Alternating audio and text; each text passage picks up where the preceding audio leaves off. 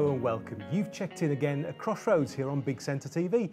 Hope you're continuing to enjoy the show on Big Centre all summer long every weeknight at 9 o'clock. Now if you haven't joined us before, Crossroads Check-In is your regular chance to air your views, see some interesting things and look ahead to what's coming next. So later today we're going to be checking in again with Jane Rossington for more of those stories about the early days. I could listen to her for hours.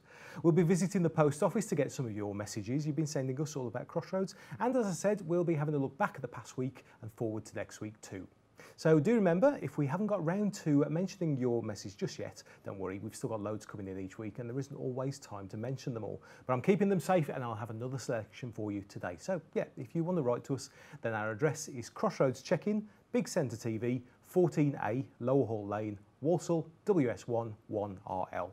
And on social media, that's Facebook, Twitter, Instagram, YouTube. Just do a search for Big Centre TV and you can send us messages through any of them. Now, over the past few weeks, I've been receiving some messages about the original Crossroads theme tune. You know, the famous version that plays at the beginning and the end of the show. First of all, Carl Ragg has asked what the theme tune is called. Well, as far as I know, I've never seen it called anything other than Theme from Crossroads. Certainly that's what all the singles and album releases call it, but if anyone knows any different, do let us know. However, I do know that when it was first composed by Tony Hatch in 1964, he went to ATV studios in Boreham Wood in Hertfordshire to record it. The exact same studios which are now owned by the BBC, who produce Holby City and EastEnders on that self-same site. Tony supervised the recording of a few different versions. One was called Meg's Theme and the other was called Kitty's Theme. Now these were designed to open different episodes depending on the storyline, but as time went on, Meg's Theme became the standard regular opening. Now as I said, Tony Hatch was the composer.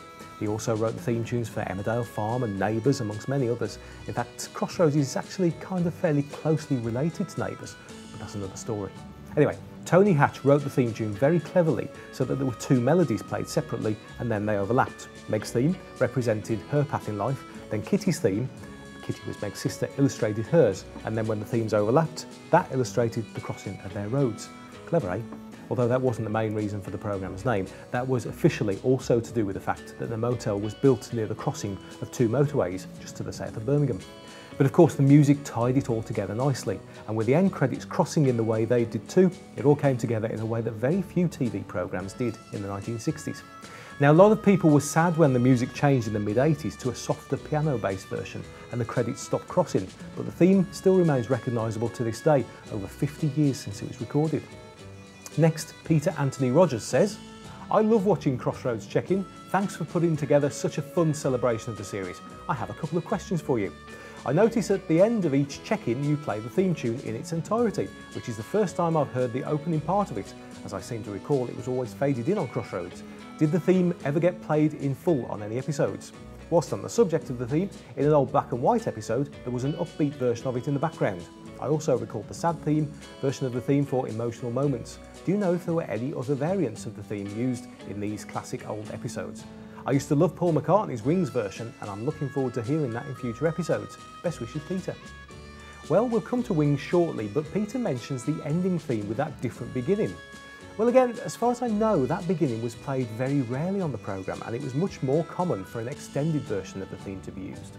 You see, the programmes were often recorded as live and at the end, and they were closely timed, therefore the theme tune would be simply faded in when the action had concluded. Now often the credits would be longer than the full length of the music, so it would have been edited to loop back to the beginning just before the end. Sometimes the credits were so long that the music would end up looping a couple of times, or even more. But you see, when they altered the music in the 80s, they changed the way the programme was made and standardised the length of the end credits, and it looped no more.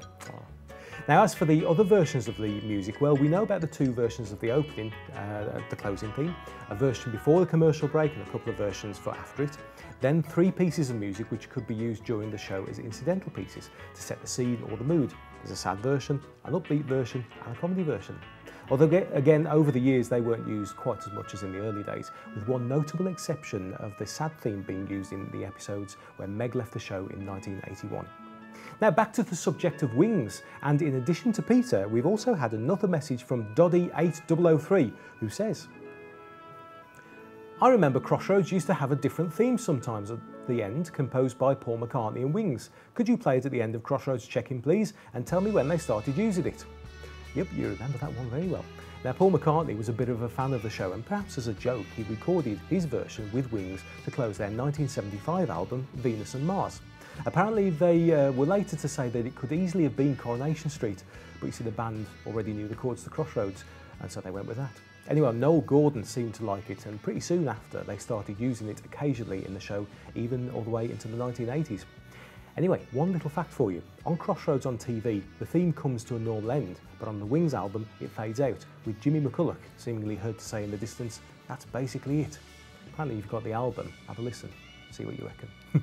As for when it was used, well, John Drury has been talking with Mike Garrett from the Crossroads Appreciation Society. And Mike says that a BBC Radio Golden Years programme once said July the 26th, 1976. Now, with all of July 1976 missing, it's hard to check that. But I guess the BBC must have newspaper archives, which would possibly have the letters of complaint from later that week. The earliest episode with it on that survives is 2602 from September 1976, which was Glenda's Pan's People Dream falling apart. Thanks, Mike.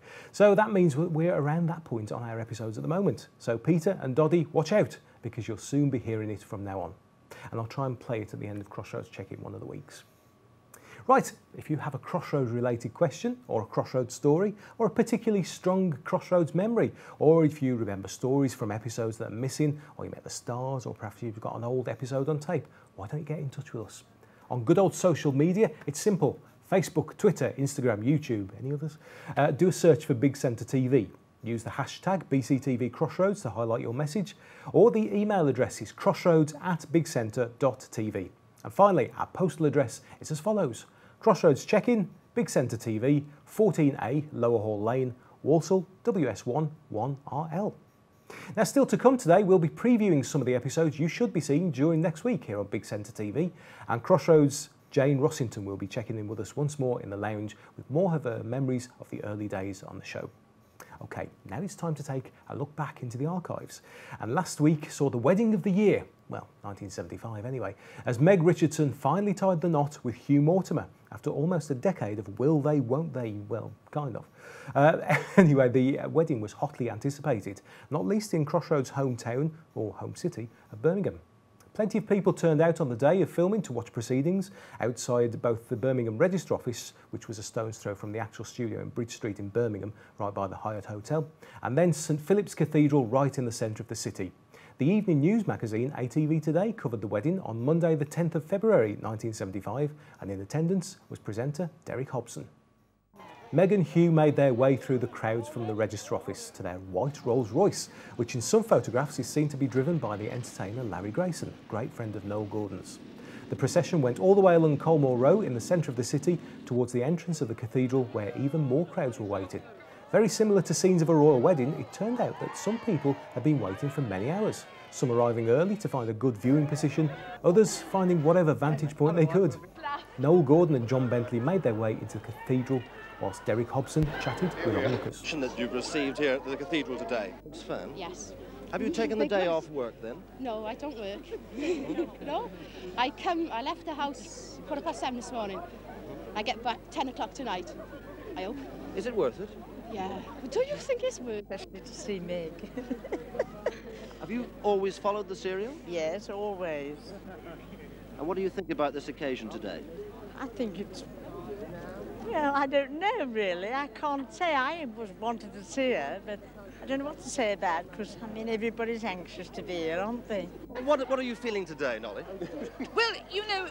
it's overwhelming, isn't it? It is overwhelming, because we've all worked for so long for this day. It's really, you know, like being married, because there's been all the worries of the hat and the dress and the bouquet and getting everything together at the right time. Sure, it's been the same for John. Yes. All he's had to do is go and fit his suit on. What do you think of this fantastic reception? It's fantastic. It really is fantastic. I've been to Hollywood premieres in my time, and I've seen a lot of photographers and a lot of crowds in my time, but never anything like this. Yeah. What are you going to do after this ceremony, then, today? Work, I expect. You're back making another episode, are you? Oh, undoubtedly. Oh, yes. Tonight we are going to a celebration dinner, but then tomorrow we'll be back in rehearsal as usual. We shall. Well, I'll leave you both to meet your crowd, okay? Thank you there very you are. much, Derek. Thank you, Derek. Bless you. Girls, let's have you up.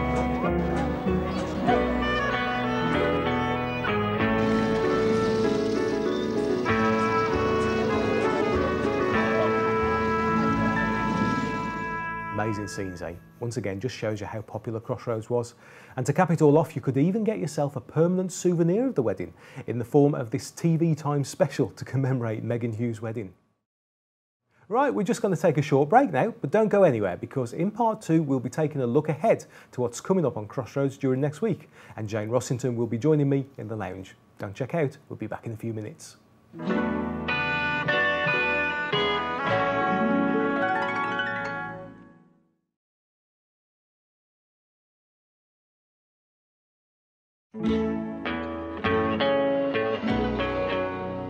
Welcome back, and thanks for checking in with Crossroads here on Big Centre TV.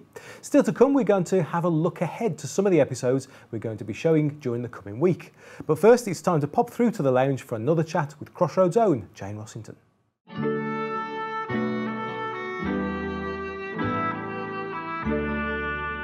Okay, if we move on to talk about some of the behind-the-scenes names, the creators. Oh, yes. Peter Ling and Hazel Adair. Did you know them before?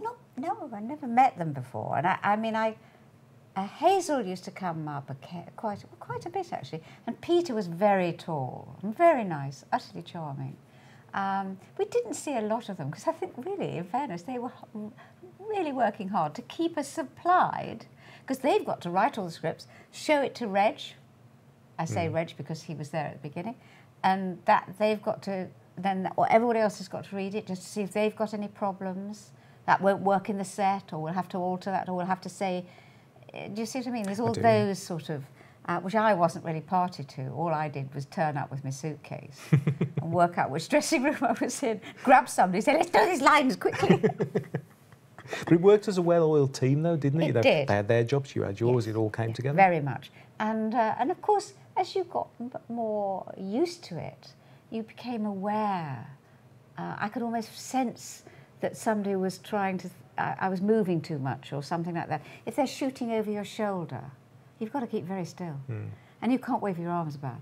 And you must be careful your hair doesn't get across it. Because I can remember once having, in the fairly early stages, we had a dinner party. There was only 4 of us in this dinner party, but it was a dinner party type thing. Round table.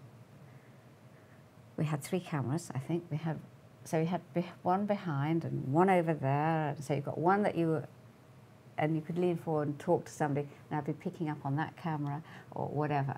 Now, you can't wave about too much. So you've got to eat. You've got to make sure that when you are seen, you perhaps might be just picking something up and about to eat it. Yeah. It's not fun eating and trying to talk at the same time. But the worst thing is if you then go across the shot that someone's taking across you. So you had to stop nodding in, and that was a big problem, people nodding into shot. Because when people, say you're in a chair, you're going to lean forward, aren't you, when you get up? So you're going to do that. That's right. So as you lean forward, you're nodding into somebody's shot. As you are with mine. Yes. Oh, is that, am I? And I've just sat on my mic. That's all right. So I think it's recovered. We can still hear you. Yeah. But you see what I mean? It's very... I mean, but that particular one, I remember it distinctly. That was very early days, and it was when David Fennell was there, and I can't remember all the other people, but there was 4 of us, and as they cut away, and there was a lovely whoosh sound of the camera going, and we knew that was good because the camera was going off down to the other end, and so we all go, wow, you know. And David Fennell got up, and he just lost what was how the shape of the set, and he turned the wrong way and walked into the wall, and one of the pictures fell off. Oh, we were all in hysterics and going, and he's going, oh, and he's backed his face. Oh, poor chap. Anyway. And Jane will be with us again in a couple of weeks' time. Next week, we'll be checking in once more with John Drury for a look at some more Crossroads real-life locations. OK, now it's time to look ahead to what we can expect during the coming week's episodes of Crossroads here on Big Centre TV. And remember that there might just be a few potential spoilers ahead. Episode 2450 is from December 1975. Meg is missing Sandy. Jill discusses her distrust of Hugh with Stan, and David, who normally frowns on the holiday season, is actually looking forward to Christmas. Nice to see you. All alone? I thought you'd be jammed to the doors. 6:30 on Christmas Eve. People have better things to do. Tonight's the night for family, friends and staff. Now, tomorrow, on Boxing Day, standing room only. Sooner you than me. Well, I'm delivering these. I'm playing Father Christmas tonight.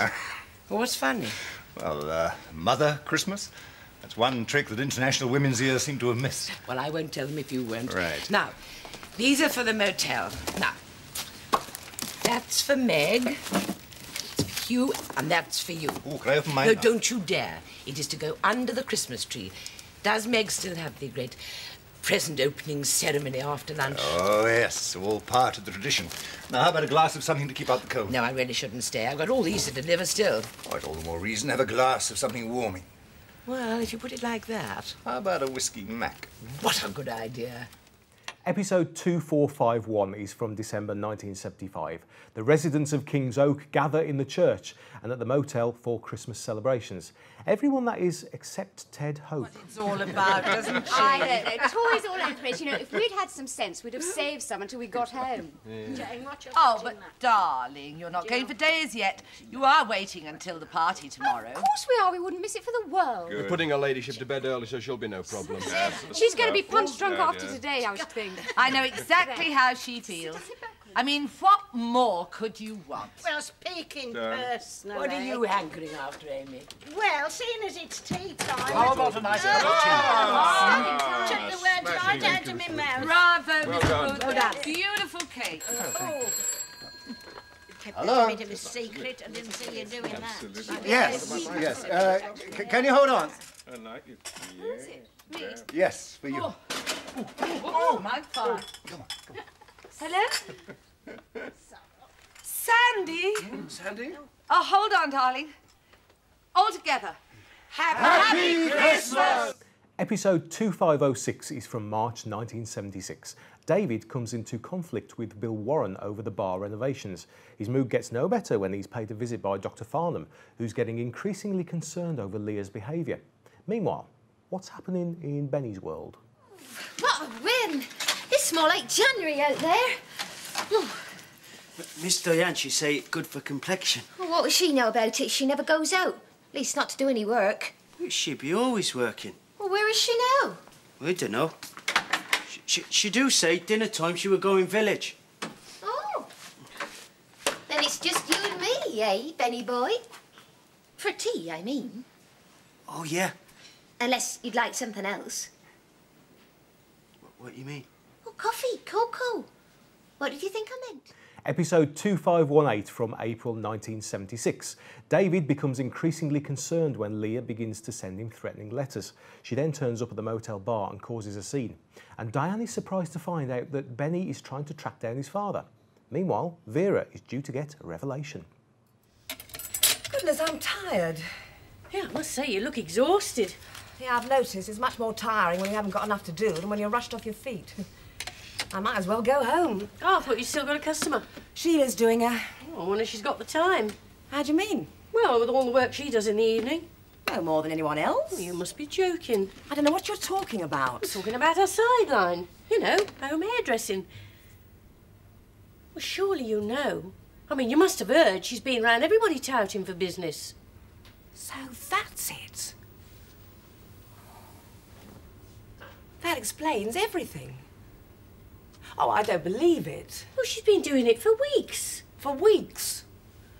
Look, let's get this straight. Sheila, my assistant, has been doing hairdressing at home at nights for weeks. Yeah, that's right. I'll kill her. I'll damn well kill her. Episode 2519 is from April 1976. Tom Reed gets into a heated argument with Benny's gran over his welfare. Sheila comes into conflict with both Vera and Mrs. Whitten over her moonlighting, and Leah goes missing. Meanwhile, in the bar... What's all this about whippets?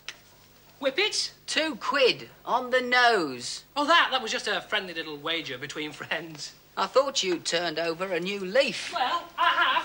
Oh, yeah, in the racing calendar. Well, come on, then. What's it all about? Oh, well, this is different, isn't it? I mean, we've got to support the local boy, haven't we? Come again?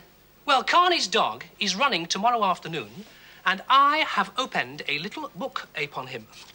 You must be out of your mind. No. I've been putting two and two together, and I reckon I'm onto a winner with old Jasper. I shouldn't be surprised. You're the bookie. It's not like that. This dog has got something. Yeah, about 200 fleas and a nasty case of rickets. No. Seriously, Carney reckons he can make it, and Stan tells me he's got a fantastic turn of speed. Well, I suppose I could be wrong, Oh, all right. I'll give you 5 to 1. 5 to 1? I thought you said it was a sure thing. Well, you did me a favour, Sandy. I'll do you a favour. Well, that's very good of you, Bill. It sounds almost too good to miss. So that's your lot for this week. That's all to come on Crossroads here on Big Centre TV throughout the summer, Monday to Saturday at 9. Right, I'll be back at the same time next week, so if there's something about Crossroads you'd like to tell us about, anything at all, just get in touch.